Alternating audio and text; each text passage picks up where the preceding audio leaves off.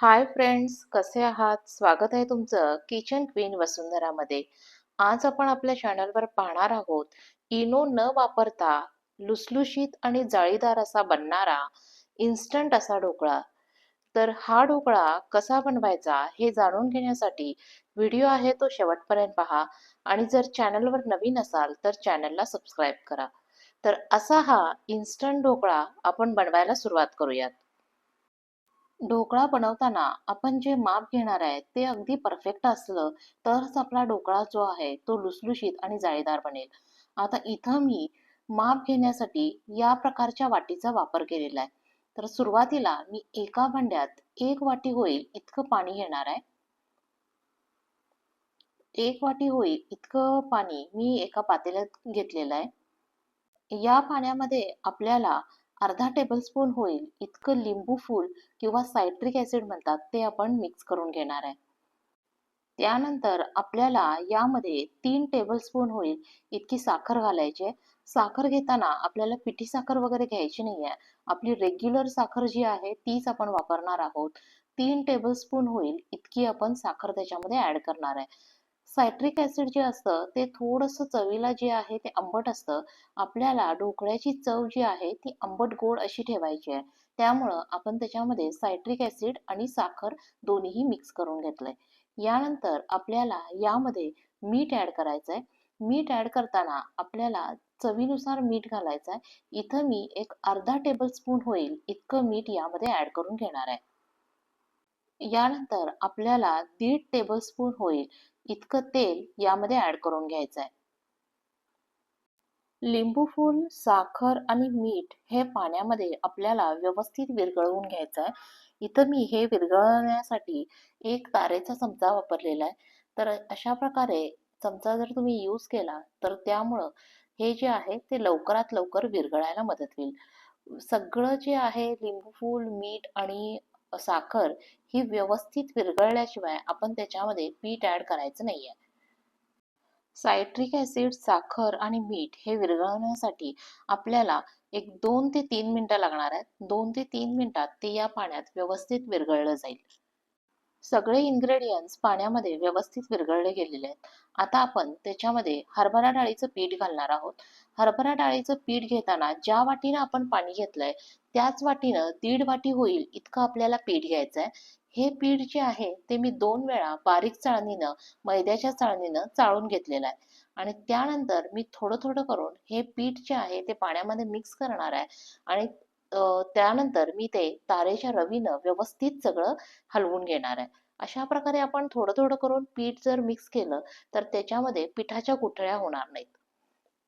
ज्यावेळी आपण पाण्यामध्ये पीठ ॲड करत असतो त्यावेळी आपण जो काही स्पून वापरतोय, जो काही चमचा आपण वापरलेला आहे, त्याची डायरेक्शन जी आहे, हलवण्याची दिशा जी आहे ती एकाच दिशेला ठेवायची. कसंही उलट-सुलट दिशेला आपण ते मिक्स करायचं नाहीये. आता बघा मी मी जे आहे ते जे काही मिक्स करते, मिक्स करताना बघा तुम्हाला चमच्याची दिशा जी आहे ती एकसारखीच ठेवलेली दिसत असेल. आणि इथं आपल्याला व्यवस्थित पिठाची जी आहे ती कन्सिस्टन्सी ॲडजस्ट करायची आहे. खूप पातळ नाही आणि खूप घट्ट नाही अशा प्रकारे ते पीठ जे आहे ते आपल्याला तयार करून घ्यायचं आहे. इथं मी हरभरा डाळीचं पीठ वापरताना माझ्याकडे जे दळलेलं पीठ होतं तेच मी वापरलेलं आहे. जर तुम्ही रेडीमेड पीठ वापरणार असाल तर ते देखील वापरलं तरीही ढोकळा जो आहे तो हलका होतो. त्यामुळं तुम्ही जर रेडीमेड पीठ असेल तर ते वापरलं तरीही चालेल. आता मी सगळं थोडं थोडं करून पीठ जे आहे ते व्यवस्थित मिक्स करून घेते. सुरुवातीला आपल्याला पीठ जे आहे फेटताना ते थोडंसं घट्ट आहे असे वाटेल. पण जसं-जसं आपण जास्त फेटत जाऊ, तसं-तसं पीठ जे आहे ते हलकं होईल आणि पातळ होईल. त्यामुळं आपल्याला लगेच पाणी ॲड करायचं नाहीये. काही वेळेला काही डाळीच्या पिठाला जास्त पाणी लागतं आणि काही डाळीच्या पिठाला कमी पाणी लागतं. त्यामुळं जर तुम्हाला असं वाटलं, की पीठ जे आहे ते खूप घट्ट वाटतंय, तर अगदी तुम्ही पाणी ॲड करताना 1-1 टेबलस्पून करून त्याच्यामध्ये पाणी जे आहे ते ॲड करायचं आहे. आता इथं तुम्ही कन्सिस्टन्सी बघू शकता, तर त्याची कन्सिस्टन्सी जी आहे ती भज्याच्या पिठापेक्षा थोडीशी घट्ट अशी आहे. खूप पातळ करायचं नाहीये. खूप पातळ झाला तर वरती ढोकळा शिजताना त्याचं काय होईल, पाणी जे आहे त्या पाण्याची वाफ होऊन पूर्ण त्याच्यामध्ये ओलसरपणा येईल. त्यामुळे आपल्याला काय करायचं आहे, कन्सिस्टन्सी जी आहे ती थोडीशी आपल्याला घट्टसर अशीच ठेवायची आहे. आणि पुन्हा आपण याच्यामध्ये सोडा ऍड करणार आहोत. सोडा ऍड केल्यानंतर पीठ जे आहे ते आपलं आणखी पातळ होईल. त्यामुळे आता थोडंसं घट्ट जरी वाटलं तरी ती कन्सिस्टन्सी जी आहे ती योग्य आहे. तर अशा प्रकारे मी पीठ जे आहे ते एक 10 मिनिटं होईल इतकं व्यवस्थित ते फेटून घेणार आहे. पीठ आता व्यवस्थित फेटून झालेलं आहे. त्यानंतर मी एक 10 ते 15 मिनिटासाठी ते बाजूला मुरण्यासाठी म्हणून ठेवून देणार आहे. ढोकळ्यासाठी बनवलेलं बॅटर जे आहे ते मुरतंय तोपर्यंत आपण ज्याच्यामध्ये ढोकळा जो स्टीम करून घेणार आहे त्यासाठीची तयारी करून घेऊया. त्यासाठी मी एका पातेल्यात थोडंसं पाणी घेतलेलं आहे आणि त्याच्यामध्ये एक स्टँड ठेवलेला आहे आणि त्या स्टँडवर छोटीशी रिंग आहे ती पुरत एक ठेवलेली आहे, जेणेकरून त्या भांड्याला व्यवस्थित आपल्याला हाईट देता येईल.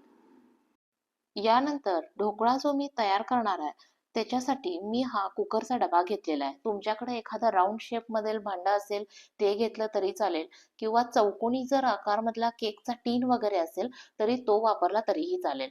आता सुरुवातीला आपल्याला याला ग्रीसिंग करून घ्यायचं आहे. तर मी 1 टेबलस्पून होईल इतकं तेल घातलेलं आहे आणि ते तेल जे आहे ते आपल्याला पूर्ण खालच्या बाजूला तसंच साईडला कडांना सुद्धा व्यवस्थित स्प्रेड करून घ्यायचं आहे. तेल जे आहे ते चपचपीत असं तुम्ही लावून घ्या. जर तेल लावताना आपण कमी तेल लावलं गेलं तर ढोकळा जो आहे तो व्यवस्थित आपला सुटणार नाही, व्यवस्थित भांड्यामधून बाहेर येणार नाही. त्यामुळं आपल्याला तेल लावताना अगदी चपचपीत असं तेल जे आहे ते आपल्याला लावून घ्यायचं आहे.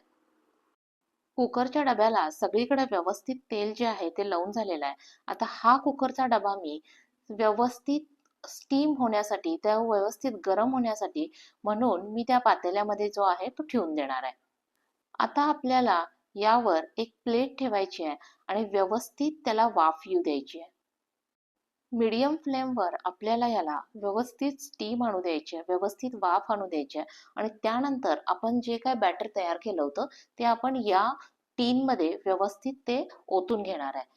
हे होण्यासाठी आपल्याला एक 5 ते 10 मिनिटं इतका वेळ लागेल. आता मी एक 5 ते 7 मिनिटानंतर चेक केलं तर याला व्यवस्थित काय येत होती, वाफ येत होती आणि जो काही आपण ठेवलेला आत डबा होता तो देखील व्यवस्थित गरम झालेला होता.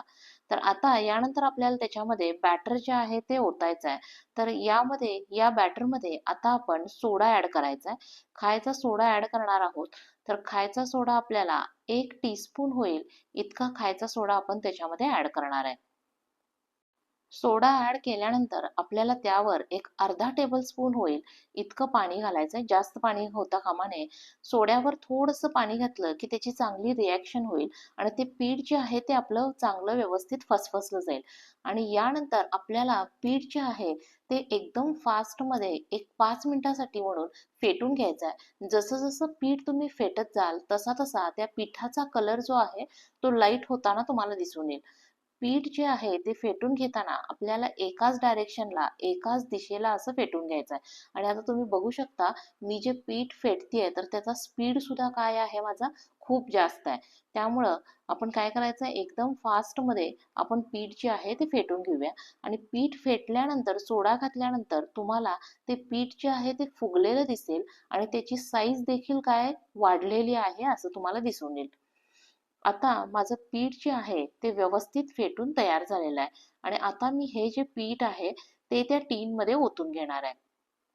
स्टीम करायला जे आपण पातेलं ठेवलं होतं त्याच्यावरची प्लेट जी आहे ती मी काढून घेतलेली आहे आणि त्यामध्ये जो काही टीन ठेवला होता त्याच्यामध्ये आता हे जे बॅटर आहे ते मी व्यवस्थित ओतून घेतलेलं आहे. सगळं बॅटर जे आहे ते ओतून घ्यायचं आहे आणि इथं आपल्याला गॅसची फ्लेम जी आहे ती आपल्याला काय ठेवायची आहे, मीडियम ठेवायची आहे. गॅसची फ्लेम मीडियम ठेवल्यामुळं हे जे आपण बॅटर ओतलं होतं ते काय होईल, लगेचच गरम होईल आणि त्यामुळं आपला ढोकळा जो आहे तो व्यवस्थित फुगला जाईल. आता मी हे जे आहे ते वरून परत मी प्लेट ठेवलेली आहे आणि आपल्याला हा जो ढोकळा आहे तो आपल्याला एक 20 मिनिटासाठी मीडियम फ्लेमवर व्यवस्थित तिथं आपल्याला शिजू द्यायचा आहे. तर आता मी काय करणार आहे, 15 मिनिटं, पहिल्या 15 मिनिटासाठी तर तो अजिबात आपल्याला त्याच्यावरची प्लेट काढायची नाही आहे. 15 मिनिटानंतर मी काय केलेलं आहे बघा, प्लेट जी आहे ती काढलेली आहे आणि थोडंसं मी चेक करणार आहे की आपला ढोकळा जो आहे तो व्यवस्थित शिजून तयार झालाय की नाही. तर इथं मला आता मी ज्यावेळी त्याच्यामध्ये चाकू इन्सर्ट केला, तर त्यावेळी मला तो थोडासा चिकट वाटला. म्हणून मी काय करणार आहे, आणखी एक 5 मिनिटासाठी म्हणून परत त्याच्यावर प्लेट जी आहे ती झाकून ठेवणार आहे. आपल्याला हा ढोकळा तयार होण्यासाठी नाही म्हटलं तरी जवळजवळ 20 मिनिटाचा वेळ हा लागणारच आहे. आता मी आणखी 5 मिनिटासाठी म्हणून प्लेट जी आहे ती झाकून ठेवलेली आहे. ढोकळा शिजू देताना आपल्याला गॅसची फ्लेम जी आहे ती बारीक करायची नाही आहे, जेणेकरून ढोकळा जो आहे तो सगळीकडून आतून व्यवस्थित शिजला जाईल. आणि दुसरी गोष्ट ती म्हणजे अशी की ढोकळा हा बनवण्यासाठी जो काही आपण टीन घेतोय, तर तो थोडासा घेताना आपल्याला काय करायचं आहे, थोडासा हाईटला हवा. आता ढोकळा जो आहे तो मी परत चेक केला, तर तो व्यवस्थित जो आहे तो शिजून तयार झाला होता. त्यामुळं मी तो काय केलेला आहे, काढून घेतलेला आहे. आणि हा ढोकळा आता आपल्याला पूर्णपणे गार होऊ द्यायचा आहे. ढोकळा पूर्ण गार होतोय तोपर्यंत आपण त्याच्यासाठी लागणारी जी काही फोडणी आहे त्याची तयारी करून घेऊया. तर एका छोट्या भांड्यामध्ये मी 1.5 टेबलस्पून होईल इतकं तेल जे आहे ते ऍड करून घेतलेलं आहे. आता आपल्याला यासाठी व्यवस्थित फोडणी करून घ्यायची आहे. तेल गरम झालं की आपण यामध्ये 1 टीस्पून होईल इतकी मोहरी ऍड करणार आहोत. मोहरी ऍड करून झाल्यानंतर अर्धा टीस्पून होतील इतके आपल्याला जिरे ऍड करायचे आहेत. यानंतर एक अर्धा टीस्पून होईल इतका हिंग घालायचा आहे. एक हिरवी मिरची जी आहे ती उभी कापून घेतली होती, ती मिरची सुद्धा मी या तेलामध्ये ऍड केलेली आहे. यानंतर आपण सगळ्यात शेवटी त्यामध्ये 1 टीस्पून होतील इतके तीळ घालणार आहे. आणि अशा प्रकारे आपली फोडणी जी आहे ती व्यवस्थित तयार झालेली आहे. तीळ जे आहे ते उडू लागले की आपल्याला काय करायचं आहे, त्याच्यामध्ये थोडंसं पाणी ऍड करायचं आहे. आपल्याला जवळजवळ एक अर्धी वाटी होईल इतकं पाणी त्यामध्ये ऍड करायचं आहे. या पाण्यामध्ये एक अर्धा टेबलस्पून होईल इतकं आपल्याला मीठ ऍड करून घ्यायचं आहे. मीठ आपण ऑलरेडी ढोकळा बनवताना सुद्धा घातलेलं होतं, तरी देखील आपण या पाण्यामध्ये सुद्धा मीठ जे आहे ते ऍड करून घेतोय. मीठ ऍड करून झाल्यानंतर आपल्याला 1 टेबलस्पून होईल इतकी साखर याच्यामध्ये ऍड करायची आहे. या पाण्याला आपल्याला व्यवस्थित उकळी येऊ द्यायची आहे. आणि हे उकळी आल्यानंतर गॅस बंद करायचा आहे आणि हे पाणी जे आहे ते आपल्याला पूर्णपणे गार होऊ द्यायचं आहे. आता मी ढोकळा देखील पूर्णपणे गार करायला ठेवला होता. तर हा जो ढोकळा आहे तो पूर्ण गार झालेला आहे. पूर्ण गार झाल्यानंतर आपल्याला सुरुवातीला तो सगळ्या बाजूनी सोडवून घ्यायचा आहे. ढोकळा जर तुमचा गरम असेल तर तो व्यवस्थित निघणार नाहीये बाहेर, मध्येच ब्रेक होईल. म्हणून आपल्याला तो पूर्ण गार होऊ द्यायचा आहे. ढोकळा गार व्हायला नाही म्हटलं तरी आपल्याला कमीत कमी एक 10 ते 15 मिनिटं इतका वेळ लागणार आहे.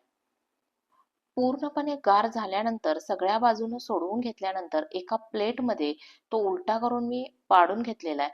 त्यानंतर परत त्याला सरळ केलेला आहे आणि तो आपल्याला आता चौकोनी पीसमध्ये व्यवस्थित कट करून घ्यायचा आहे.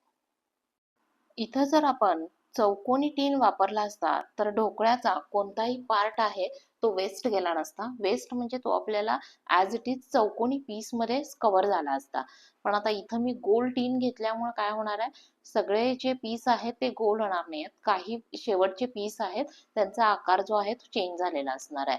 आता ढोकळा जो आहे तो पूर्ण कट करून झालेला आहे. त्यानंतर आपण जे काही फोडणीचं पाणी तयार केलं होतं, तर हे पाणी आपण यावर स्प्रेड करून घेऊया.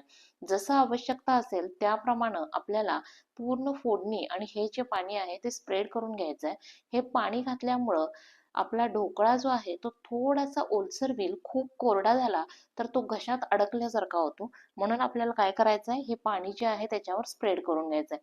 त्यामुळे काय होईल, तो थोडासा मऊ आणि लुसलुशीत असा बनायला आपल्याला मदत होईल. तर हे पाणी आपल्याला सगळीकडे स्प्रेड करून घ्यायचं आहे. सुरुवातीला कमी पाणी वापरा. जर नंतर थोड्या वेळानं आवश्यकता वाटली तर आणखी तुम्ही पाणी जे आहे ते स्प्रेड करू शकता. आता पाणी जे आहे मी सुरुवातीला थोडंसं कमी वापरलेलं आहे. यानंतर मी त्याच्यावर कोथिंबीर जी आहे ती सजावटीसाठी म्हणून घालून घेणार आहे.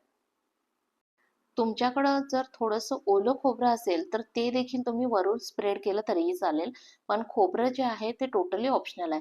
तुम्हाला आवडत असेल तर घाला, नाही घातलं तरीही चालेल. मी इथं खोबरं वगैरे काही ऍड केलेलं नाहीये.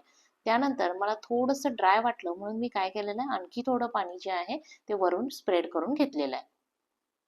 आता इथं आपण पाहू शकतो आपला ढोकळा जो आहे त्याला व्यवस्थित उंची आलेली आहे आणि तो जाळीदार देखील झालेला आहे. हा जो ढोकळा आहे तो आपण चिंचेची चटणी किंवा पुदिन्याची चटणी याबरोबर सर्व करू शकतो. तर अशा प्रकारे आपला ढोकळा जो आहे तो खाण्यासाठी अगदी तयार झालेला आहे. तर ही होती आपली आजची इन्स्टंट ढोकळा बनवण्याची रेसिपी. रेसिपी आवडली असेल तर व्हिडिओला लाईक करा, शेअर करा आणि अशाच नवनवीन रेसिपीसाठी चॅनलला सबस्क्राईब करा. तोपर्यंत बाय बाय.